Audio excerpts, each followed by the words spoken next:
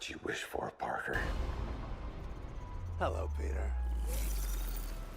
What happens after Spider-Man No Way Home? The Marvel community is a very forward-thinking community. 1, 2, 3, 4, 5 steps ahead. 1 year, 2 year, 3 phases. What happens in 5 years and 10 years? Well, that's what we are going to talk about, because the future of Spider-Man, specifically Tom Holland's Spider-Man, still looks very, very bright. Welcome to the Chaos Multiverse, everybody. Jimmy or Chaos. Today, we are going to be talking about a brand new Spider-Man trilogy, and the rumors are making their way around the internet that this could actually be happening. So we're going to break it all down and see if it's actually something that would be viable and make sense. If you're new to the channel, we're giving away a PlayStation 5 at 10,000 subscribers. We are on our way. All you have to do to be entered is subscribe. Have your notifications on. That's the bell.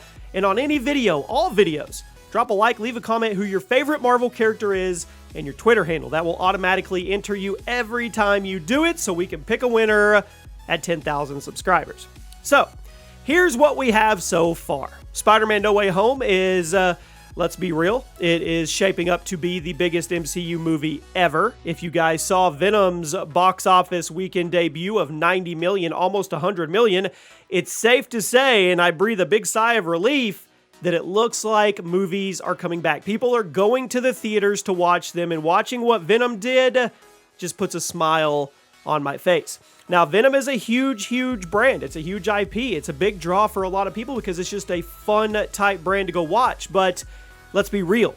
It's not on the level of Spider-Man in any way. It's really not. And if Venom can do that, imagine what Spider-Man can do. And what I expect to happen, I think Eternals is going to go even higher than Venom. And I think those are both going to be stepping stones to what we see in December, which is a game-breaking, even in post-pandemic times, of a Marvel movie. So we'll see. So, Tom Holland has one appearance left in the MCU. One appearance. Whether that's a cameo, an appearance, I don't know. Could be Doctor Strange, the Multiverse of Madness. Who knows? But Spider-Man No Way Home is his last major movie, we think, at least. So, what happens after this? Well, they're not just going to hang up Spider-Man Tom Holland's tights. They're not going to do it. Trust me, they're not. This is a cash cow that can continue rolling for a long time. Now, it doesn't just have to be Spider-Man, Tom Holland's version. It's just Spider-Man. As long as there's Spider-Man coming out, it has this just generational draw for people. And it's not just old people and young people, it's everybody, because the older people can go back to the Amazing Fantasy and the beginning of Spider-Man and Stan Lee and Jack Kirby, and then you go throughout the years. There's a Spider-Man rendition for every type of person. That way everybody can connect to it, and that's what everybody has done. It's almost universal, if you will. Let's, in the words of Thanos, it's inevitable. Spider-Man's going to continue to be a thing. So what do you do to continue to capitalize on that if you are Sony? Well, the best thing you do, right, is another trilogy. And that trilogy would probably star Tom Holland. Tom Holland is not dedicated, or he's not hooked to the MCU.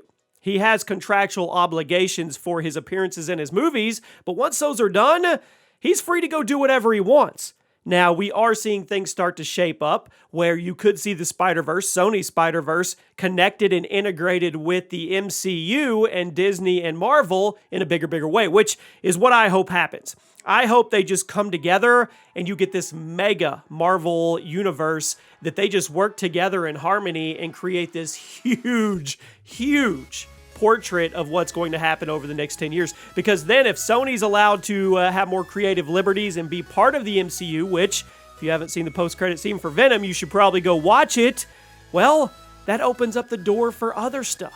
The Sinister Six, Kraven the Hunter, Morbius, all that. Venom, of course. And it could just get even bigger and more richer, if you will, in the MCU. So let's back up just a second before we start talking about a brand new trilogy starring Tom Holland, and let's talk about what the possibilities are with what Sony has at their fingertips. If the alleged rumors are true, they are. Come on, they are. Andrew Garfield and Tobey Maguire will be in Spider-Man No Way Home. But that doesn't have to stop there. There's even rumors down the road about Tobey Maguire making an appearance in another Marvel movie. I'm not going to go over that today, but Sony could literally leapfrog and do stepping stones with both Andrew Garfield and Tobey Maguire. They could go do their own spin-offs. They could have a continuation of their original trilogies in the Amazing Spider-Man's 2 movies and go that route. And every once in a while, they just kind of connect through the multiverse and they do their thing until the very end we have Secret Wars and they all come together to fight Kang the Conqueror and Doom and Galactus, right? Maybe. I don't know. Maybe I'm reaching a little bit. The point is, Sony now has options. They are in a position where they can pivot multiple ways and have success. And it's already been shown once again, if you watch the Venom post-credit scene, that some of this is actually viable and already happening. They could go further with Tobey and Andrew's timeline, is what I'm saying. It also opens up the door for Sony and Disney, like I said before, to bring in more Spider-Verse characters into the main MCU. Because let's be real, Spider-Man's huge. The Spider-Verse is huge. Sony's big.